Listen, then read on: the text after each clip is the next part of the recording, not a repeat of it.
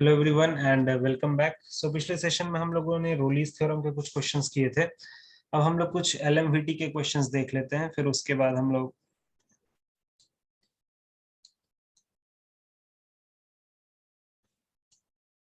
आगे बढ़ेंगे।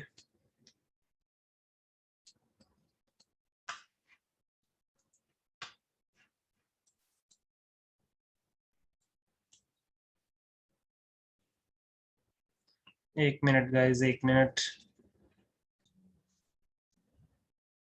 तो अगला क्वेश्चन है,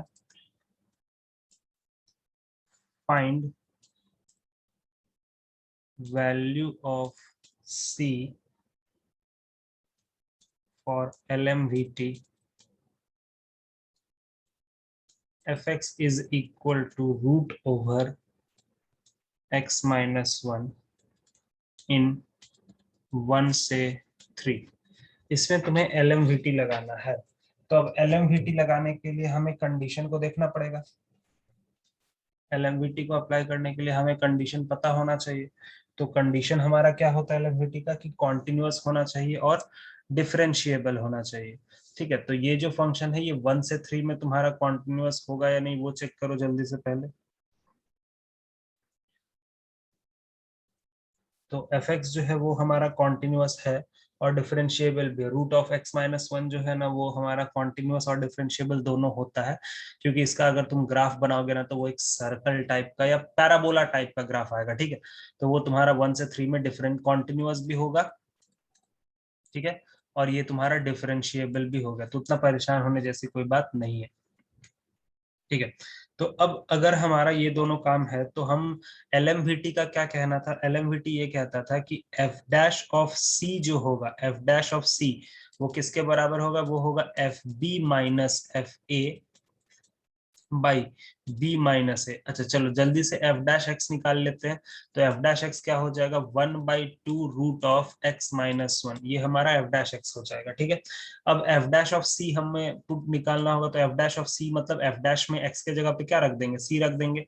1/2 root of c minus one. अच्छा बताओ एफ ऑफ बी, ये होता है ए वाला पॉइंट, ये होता है बी वाला पॉइंट, बी रखेंगे तो बताओ तो एफ ऑफ बी कितना आएगा, एफ ऑफ बी कितना आएगा। अच्छा चलो कर लेते हैं, पहले रख ही देते F of 3 minus F of 1 by नीचे में 3 माइनस 1। तो बताओ एफ ऑफ 3 कितना होगा, एफ ऑफ 3 होगा √2। ठीक है, √2 होगा ना, माइनस एफ ऑफ 1 कितना होगा 0 और नीचे में 2 हो गया। तो यहां से देखो 1/2 root of c minus one जो है वो √2/2 के बराबर है, ये और ये कट गया हमारा। ठीक है, अब दोनों तरफ स्क्वायर कर दो, स्क्वायरिंग बोथ साइड करेंगे तो 1/c-1 इज इक्वल टू 2। तो यहां से c-1 को उधर ले जाओ तो ये हो जाएगा c-1 इक्वल्स टू 1/2। तो c का वैल्यू हो गया 1/2 plus 1 that is 3/2 is the answer. ठीक है, क्या 3/2 हमारा इस इंटरवल के अंदर है, तो तुम बोलोगे हाँ सर इस इंटरवल के अंदर है, तो हमारा c का वैल्यू कितना हो गया, 3/2 हो गया। गॉट इट एवरीवन, आया बात समझ में। LMV, yes sir. ठीक है, तो एलएमवीटी हमारा यही कहता है कि एफ डैश ऑफ सी जो कि कैलकुलस के हेल्प से हमने निकाला is equal to F B minus F A, sorry F B minus F A by B minus A, जो कि हमने कोऑर्डिनेट ज्योमेट्री के मदद से निकाला, और उन दोनों को इक्वेट कर देंगे तो सी का वैल्यू हमारा आ जाएगा। चलो एक और सवाल देखते हैं। अब कभी कभी एलएमवीटी लगाने के लिए हमें खुद से भी कुछ फंक्शंस को क्रिएट करना पड़ता है। जैसे देखो क्वेश्चन है, using LMVT prove that mod of cos A minus cos B का mod cos A minus cos B is less than equals to A minus B का mod। ये चीज करना। ठीक है, अब अगर हमें यहाँ पर LMVT वगैरह लगाना है, LMVT लगा के इसको प्रूव करना है, तो कम से कम हमें पहले एक फंक्शन तो पता करना पड़ेगा ना, तभी तो हम उस फंक्शन पे LMVT लगाएंगे। तो इस वाले एक्सप्रेशन को देख करके तुम्हें क्या लग रहा है, फंक्शन तुम्हें क्या रखना चाहिए। जैसे cos A minus cos B वगैरह देख रहे हो तो फंक्शन तुमको क्या लगता है क्या रखना चाहिए।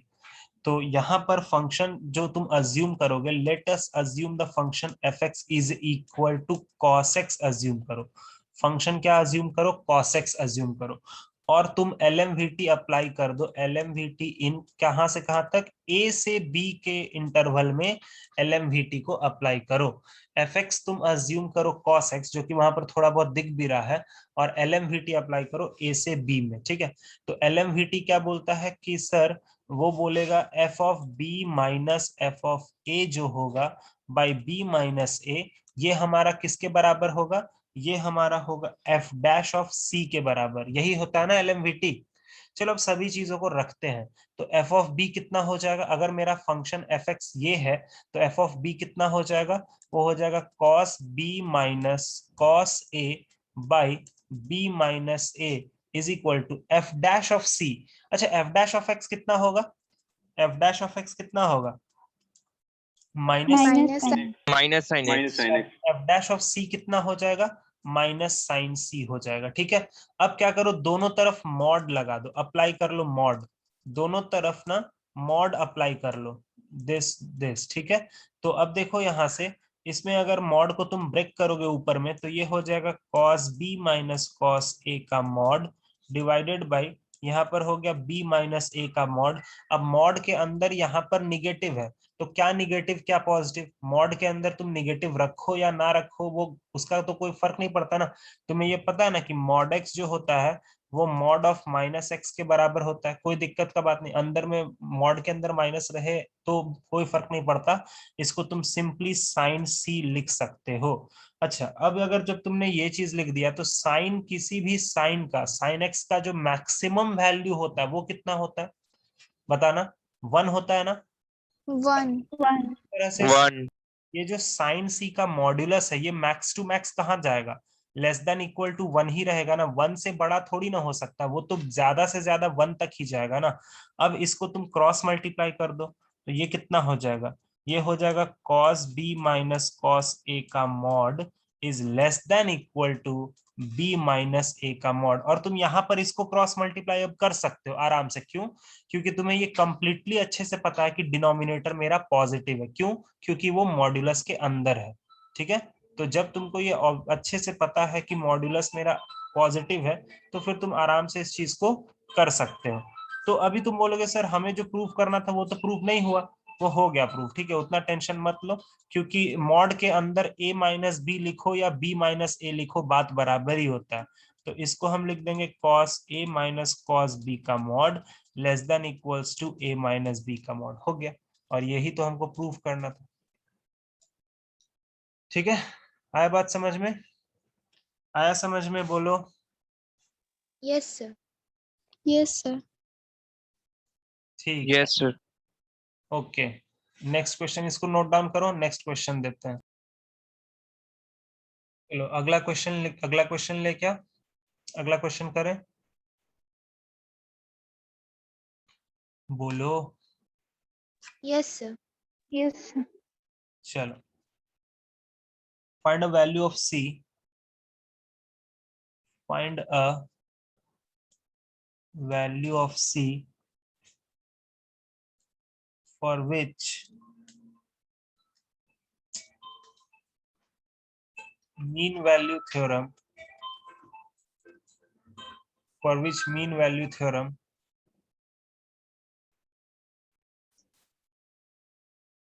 holds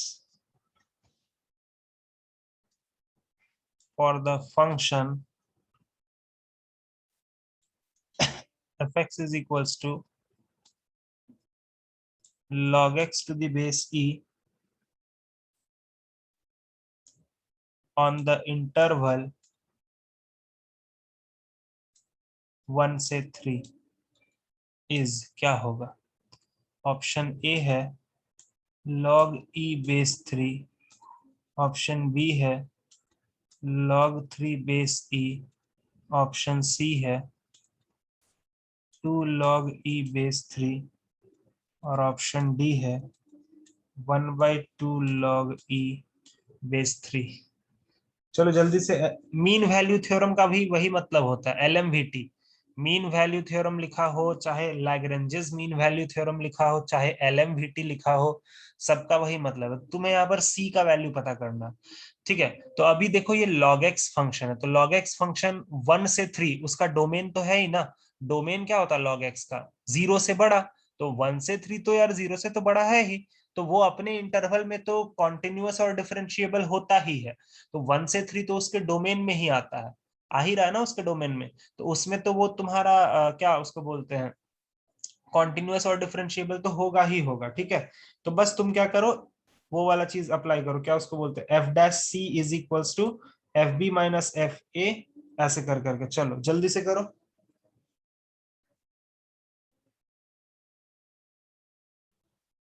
F B minus F a is equals to, वो सब करके दिखो जल्दी से।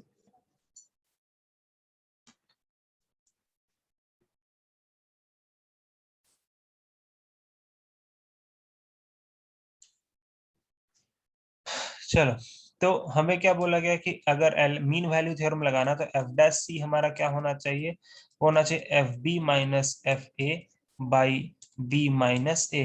ठीक है, अच्छा ये तुम लोगों को समझ में आया ना यार कि F B minus F A by B minus A कहाँ से आता है? ये सब चीजें समझ में आ गई ना थ्योरम से, जो मैंने ड्राइंग बना के बताया। Yes sir. ठीक है, तो यहाँ से एफ डैश सी, तो हम इधर अलग से एफ डैश एक्स निकाल लेते हैं, तो एफ डैश एक्स हो जाएगा हमारा 1/x। ठीक है, हमें एफ डैश सी चाहिए, तो एफ डैश सी को हम क्या लिखेंगे, उसको लिखेंगे 1/c equals to F b. F b मतलब एफ ऑफ 3, ठीक है, माइनस एफ ऑफ 1/3 - 1। तो यहाँ हो गया 1/c is equals to f of 3, मतलब ये हो गया log 3, बेस ई ही है। इसके बाद ये हो गया log 1, यहाँ भी बेस ई बाई 2, ये log 1 का तो वैल्यू 0 होता है। ठीक है, तो यहाँ हो गया 1/c is equals to log 3 base e by 2। ठीक है, तो आई थिंक हमारा कौन सा आंसर मैच करेगा?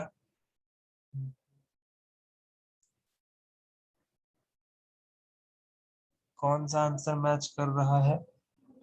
1/c, अच्छा सी का वैल्यू फाइंड आउट करना है, रुको रुको।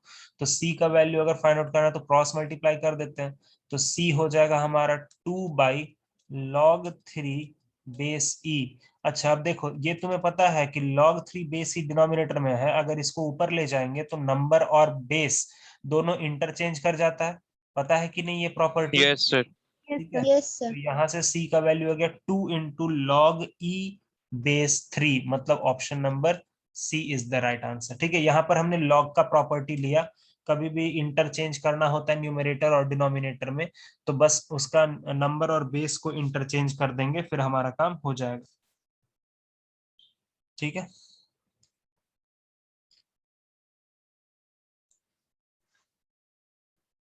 ओके, अगला वाला क्वेश्चन देखो।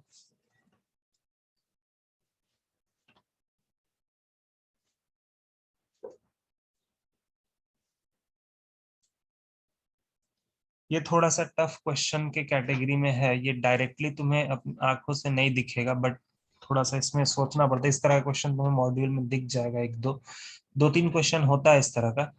Using Rolle's theorem, using Rolle's theorem prove that prove that there is at least one root in 45 का पावर 1/100, 46 of the polynomial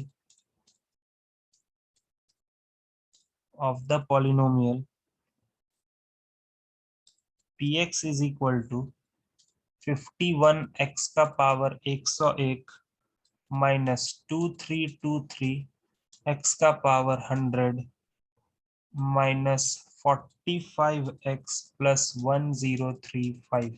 अब ये सडनली ये उस वक्त आता था ना आईआईटी वगैरह में, जब सब्जेक्टिव पेपर होते थे ना आईआईटी वगैरह के, मतलब ये क्वेश्चन है 2004 का आईआईटी का आया हुआ, उस वक्त ना सब्जेक्टिव पेपर हुआ करते थे, तब का ये क्वेश्चन है।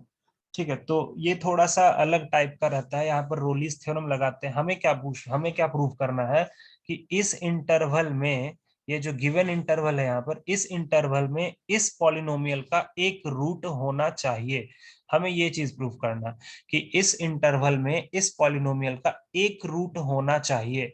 ठीक है, कम से कम एक रूट होना चाहिए, कम से कम एटलीस्ट वन रूट उसमें होना चाहिए। तो अगर एक रूट होना चाहिए मतलब हमें एक्चुअली क्या करना है, इस इंटरवल में हमें px को 0 के बराबर दिखाना होगा, है कि नहीं बोलो, है ना। अगर हमें उस इंटरवल में px, अगर हमने किसी भी तरह से इस इंटरवल में px को अगर हमने 0 प्रूव कर दिया, px इक्वल्स टू 0, कहीं पर भी इस इंटरवल में कहीं पर भी px अगर एक बार 0 हो गया, मतलब उसमें रूट मिल जाएगा। समझ रहे हो कि नहीं बोलो तो, क्लियर है, बोलो। नहीं समझ रहे हो? देखो यार, जैसे अगर मैंने बोला कि आवाज जा रहा है मेरा, हेलो, Yes, sir. देखो मैं क्या बोल रहा हूँ कि यार एक चीज देखो, मैंने बोला कि यार 2 से 4 के बीच में हमें एक फंक्शन का रूट चाहिए। तो फंक्शन का रूट होने का क्या मतलब है कि उस फंक्शन का कभी ना कभी वैल्यू 0 होगा ना यार, इसी जगह पर वो वैल्यू 0 हो जाएगा ना। रूट का क्या मतलब होता है, Yes, sir. फंक्शन का वैल्यू उस जगह पर 0 हो जाना चाहिए। तो हमें इस क्वेश्चन में इस px का वैल्यू को 0 करना पड़ेगा, या हमें ये प्रूव करना पड़ेगा कि इस इंटरवल में कहीं ना कहीं px कम से कम एक बार तो 0 हो रहा होगा, कम से कम एक बार तो जरूर 0 हो रहा होगा। अगर हम ये प्रूव कर देते हैं तो फिर मेरा काम हो जाएगा।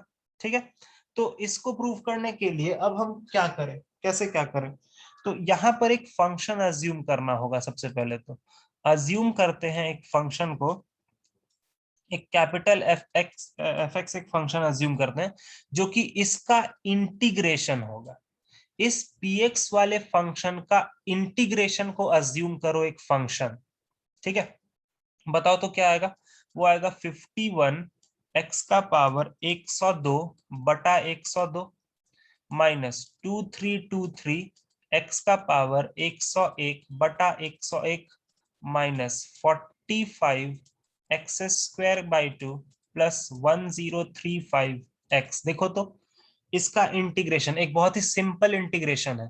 सारा चीज किस पर बेस्ड है, इस तरह का इंटीग्रेशन। x का पावर n का इंटीग्रेशन क्या होता है, x का power n plus 1 by n plus 1। सिर्फ इसी फॉर्मूला पे बेस्ड हमने एक ऐसा फंक्शन बनाया जो कि उसका इंटीग्रेशन था। क्लियर हुआ, बोलो। ठीक है, ऐसे करेंगे, बोलो समझ में आ रहा है। इसका इंटीग्रेशन बनेगा और यहाँ प्लस के एक दे दो। क्लियर है जी, बोलो तो। Yes, sir. तुम अब पूछोगे सर आप ऐसा फंक्शन अज्यूम क्यों कर रहे हैं। ठीक है, तो वो थोड़ी देर में मैं बता देता हूँ। पहले ये सॉल्व कर लूंगा ना, जब मैं सॉल्व करके लिख दूंगा कि हाँ ये हो गया, तो तुम्हें खुद समझ में आ जाएगा कि हमने fx को इंटीग्रेशन फॉर्म में ही क्यों अज्यूम किया, क्यों हमने उसका इंटीग्रेशन ही एक फंक्शन को अज्यूम करा। ठीक है, ये चीज है। ओके, तो अभी थोड़ा सा fx को थोड़ा सिंप्लीफाई किया जाए। तो fx को अगर हम काटते हैं तो ये वाला हमारा 2 बार में कट जाएगा। अब 101 जो है ये हमारा 23 बार में कट जाएगा, और तो कुछ नहीं कटेगा। ठीक है, तो देखो इसको हम क्या लिख सकते हैं, इसको फाइनली अच्छे से लिखेंगे तो x का पावर 102/2 माइनस यहां से 23x का power 101 minus 45x square by 2 plus 1035x plus k होगा। ठीक है, ये हमारा फंक्शन आ गया। अब तुम इस फंक्शन पर रोलीज लगा दो, इस फंक्शन पे तुम रोलीज लगाओ, इस वाले फंक्शन पे।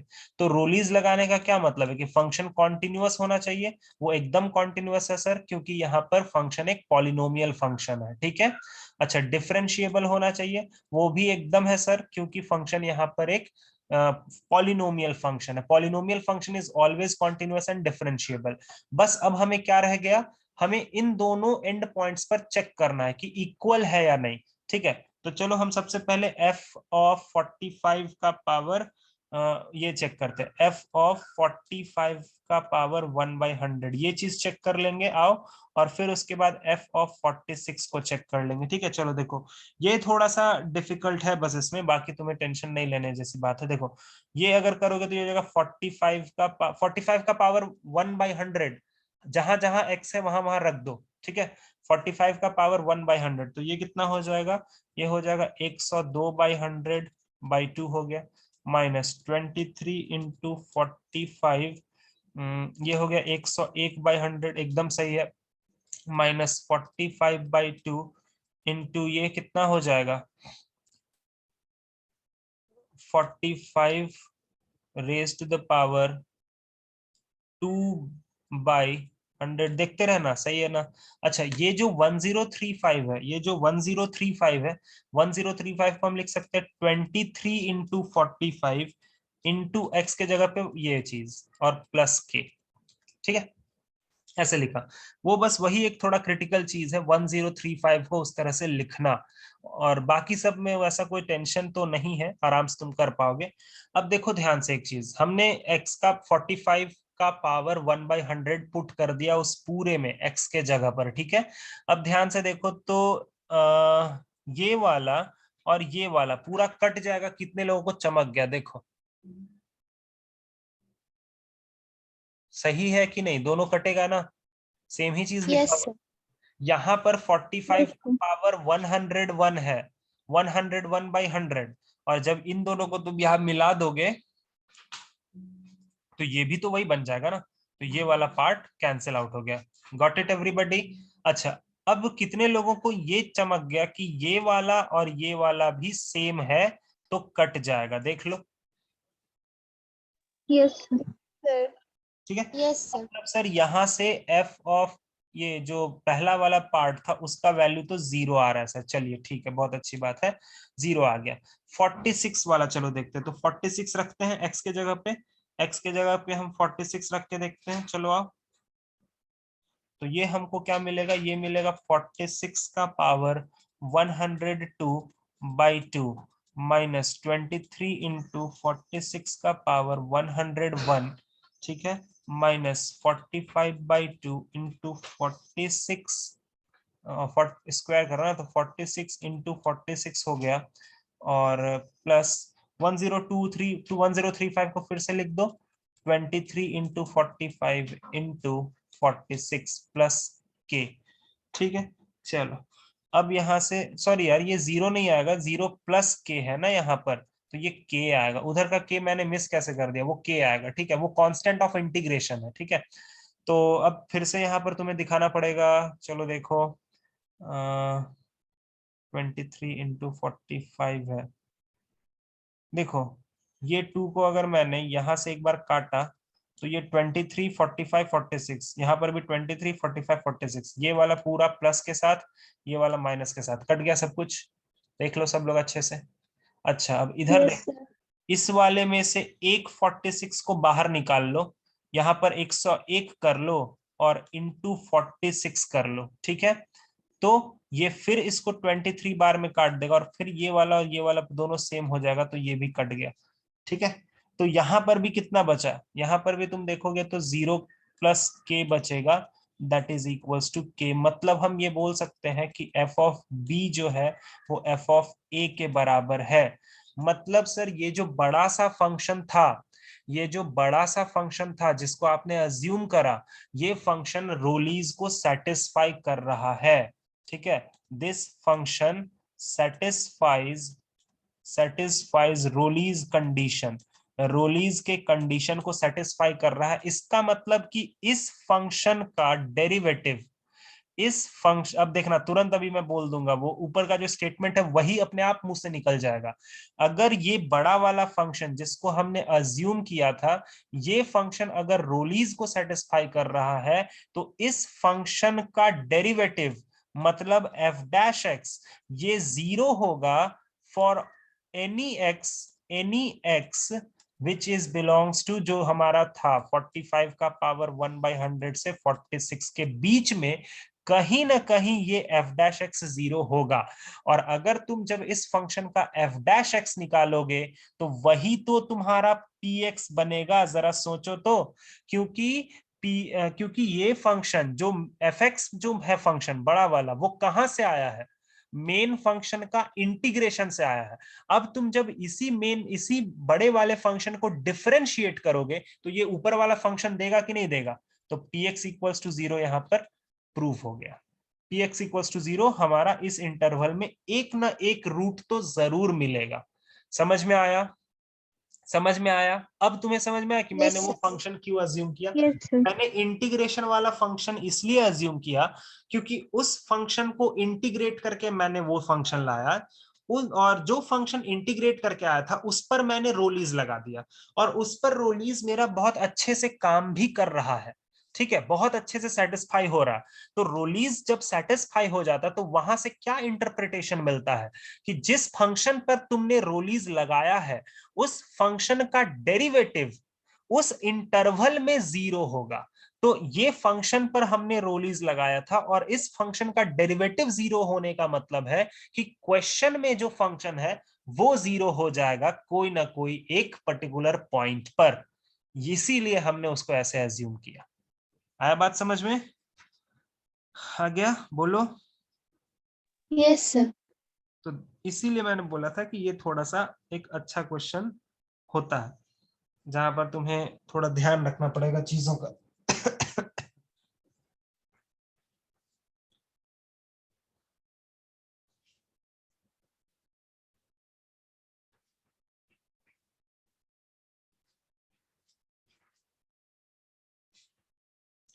ओके, सभी को समझ में आया ये वाला? Yes, sir. तो ये इस तरह का क्वेश्चन आजकल बहुत ज्यादा ही आता है जहां पर तुम्हें एक अपना मन से ही एक फंक्शन को अज्यूम करना पड़ेगा। तो इस तरह का थोड़ा आता है आजकल बहुत ज्यादा, तो ध्यान रखना उस तरह के क्वेश्चंस में।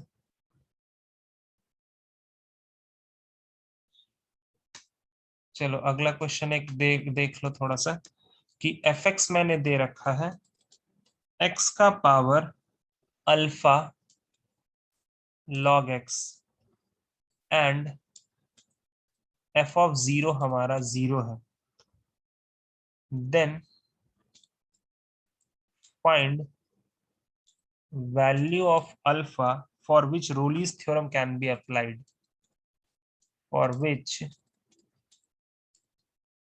Rolle's theorem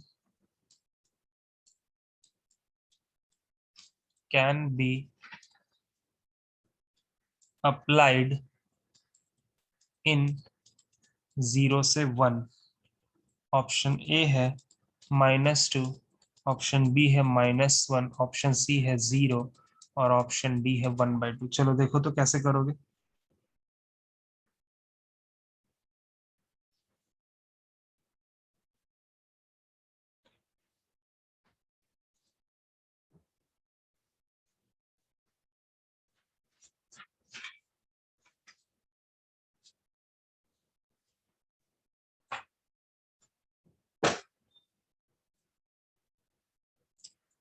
तो देखो हमें यहाँ पर अल्फा का वैल्यू पता करना है ना, तो हमें सबसे पहले कॉन्टिन्यूटी और डिफरेंशिएबिलिटी तो चेक करना पड़ेगा। तो सारे फंक्शंस पर अल्फा का वैल्यू डाल देते हैं। अब अल्फा का वैल्यू या तो ये हो सकता है, या तो ये हो सकता है, या तो ये, या तो ये। ठीक है, चलो चेक करते हैं। तो जब मैंने अल्फा का वैल्यू -2 मान लो मैंने सेलेक्ट किया, तो यहाँ पर फंक्शन क्या बनेगा? एक्स का पावर, यहाँ पर फंक्शन बनेगा एक्स का पावर -2 लॉग एक्स। मतलब ये फंक्शन क्या बन जाएगा? Log x by x square. मतलब मैं ऑप्शन रख रख के चेक कर रहा हूँ। ठीक है, ये वाला फंक्शन क्या बनेगा अगर मैं -1 रखता हूं तो? log x बाई एक्स बनेगा। ये वाला क्या फंक्शन बनेगा? ये बनेगा log x सिर्फ बनेगा, क्योंकि x का पावर 0 तो 1 हो जाता, और ये बनेगा √x log x। ठीक है, हो गया ये चीज। अब हमें क्या देखना है? हमें कॉन्टिन्यूटी चेक करना है और डिफरेंशिएबिलिटी चेक करना है। ठीक है, तो हम एक बार क्या करेंगे, कॉन्टिन्यूटी वगैरह चेक बाउंड्री पर थोड़ा सा चेक कर लेंगे। ठीक है, तो एफ ऑफ 0 प्लस वगैरह ये सारी चीजों को चेक करते हैं। तो एफ ऑफ 0 प्लस में चेक करो, 0 प्लस में चेक करो फंक्शन डिफाइन है कि नहीं। ठीक है, क्योंकि देखो x इक्वल्स टू 0 पर फंक्शन हमारा डिफाइन नहीं, f ऑफ 0 पर हमें 0 दे रखा है। ठीक है, अच्छा अच्छी बात यह है कि फंक्शन का 0 पर वैल्यू 0 दे रखा है। ठीक है, तो हमें 0 प्लस में चेक करना पड़ेगा, कॉन्टिन्यूटी को चेक करना है तो हमें 0 प्लस में चेक करना पड़ेगा। ठीक है, तो चलो बारी बारी से 0 प्लस में चेक करना स्टार्ट करो। और हाँ, कॉन्टिन्यूटी के लिए तो फंक्शन का वैल्यू भी चाहिए ना 0 पर। हम 0 प्लस में चेक करेंगे, मतलब नहीं कर देते left hand limit, right hand limit और फंक्शन का वैल्यू, अगर ये तीनों सेम होता था तो फंक्शन हमारा कॉन्टिन्यूअस होता था। बट यहाँ पर लेफ्ट हैंड लिमिट का तो कोई बात ही नहीं होगा, क्योंकि 0 के लेफ्ट में तो फंक्शन डिफाइन ही नहीं हो रहा है। ठीक है, ओके, तो हम 0 पर बात करेंगे, जो कि ऑलरेडी बात किया हुआ है, f ऑफ 0 हमारा 0 के बराबर है। और 0 से बड़ा में बात करेंगे, तो 0 से बड़ा के लिए ये हो जाएगा हमारा 0 से बड़ा, जब log x का वैल्यू 0 से बड़ा में देखो तो क्या होता है, अगर तुम 0 से बड़ा रखोगे, हल्का सा 0 से बड़ा रखोगे तो log x कहाँ जाता दिखेगा, हल्का सा 0 से बड़ा रखोगे तो log x कहाँ जाता दिख रहा है ग्राफ में, माइनस इन्फिनिटी है ना, माइनस इन्फिनिटी होगा ना, बोलो। Yes, sir. log x का ग्राफ देखो ना, log x का ग्राफ देखो ना, तो 0 से हल्का सा बड़ा में ग्राफ मेरा माइनस इन्फिनिटी भी जाएगा, अगेन ये चीज माइनस इन्फिनिटी। ठीक है, अगेन ये चीज माइनस इन्फिनिटी। और अगेन हम इसका बात करें 0 से बड़ा में, तो 0 से बड़ा में ये देखो ना, ये भले ही कितना इन्फिनिटी में जाए, बट ये वाला पार्ट तो 0 के पास जाएगा ना, ये वाला पार्ट 0 के पास जाएगा, ये वाला पार्ट इन्फिनिटी के पास जाएगा। तो 0 इंटू कुछ भी, मतलब 0 इंटू सम इन्फिनिटी क्वांटिटी, ये लगभग लगभग 0 के पास जाएगा, तो ये हमारा 0 ही होगा ना। ठीक है, तो हमें मिल गया कि f ऑफ 0 और 0 ये दोनों सेम है, मतलब फंक्शन का जो वैल्यू है, फंक्शन का वैल्यू जो है वो राइट हैंड लिमिट के बराबर है, मतलब ये फंक्शन हमारा कॉन्टिन्यूअस है।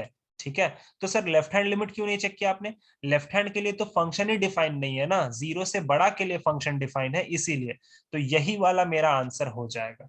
ठीक है, तुम डिफरेंशियबिलिटी चेक करना चाहते हो, तुम बेहिचक डिफरेंशियबिलिटी चेक कर सकते हो, कोई दिक्कत वो लेने वाली बात नहीं है। बट डिफरेंशियबिलिटी चेक करके उतना टाइम लंबा लग जाता है इसमें, बट सिर्फ कॉन्टिन्यूटी को ही चेक कर लो, कॉन्टिन्यूटी है तो डिफरेंशियबिलिटी होगा ही, क्वेश्चन ऐसा फ्रेमिंग किया ही जाता है। ठीक है, तो इसका ऑप्शन होगा ऑप्शन नंबर डी। बाकी सभी जगहों पर तुम्हारा लिमिट डिफाइन ही नहीं हो रहा था, तुम देख सकते हो, लेकिन सिर्फ लास्ट वाले में ही लिमिट तुम्हारा डिफाइन हो रहा था। ठीक है, आया बात समझ में, गॉट इट।